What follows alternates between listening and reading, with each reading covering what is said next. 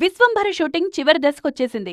Post production పనుల్లో బిజీగా ఉన్నారు దర్శకుడు వశిష్ఠ. మరోవైపు విశ్వంభర పూర్తి కాగానే 2 సినిమాలు లైన్లో పెట్టారు చిరంజీవి.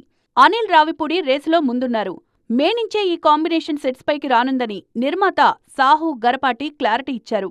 సంక్రాంతికి సినిమా రిలీజ్ అంటూ కన్ఫర్మ్ చేశారు. చిరంజీవితో పాటు ఎప్పట్నుంచో సినిమా కోసం ప్లాన్ చేస్తున్నారు అనిల్. నిజానికి సంక్రాంతికొస్తున్నాం కథ ముందుగా చిరుకే చెప్పారు అనిల్. అయితే అది మెటీరియలైజ్ కాలేదు. ఇప్పుడన్నీ కుదిరాయి. బాస్తో పక్కా మాస్ సినిమా చేయబోతున్నారు అనిల్ రావిపూడి. విశ్వంభర విడుదలైన 6 నెలలలోపే అనిల్ చిరు సినిమా కూడా రానుంది.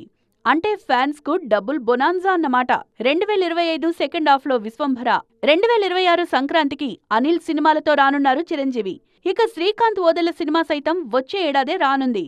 నానితో పారడైజ్ సినిమా చేస్తోన్న ఓదెల దీని తర్వాత మెగా ప్రాజెక్ట్ను పట్టాలెక్కించబోతున్నారు. అంటే ఏడాదిన్నర గ్యాప్లోనే 3 సినిమాలతో రాబోతున్నారు మెగాస్టార్. పైగా 3 కుర్ర దర్శకులతోనే.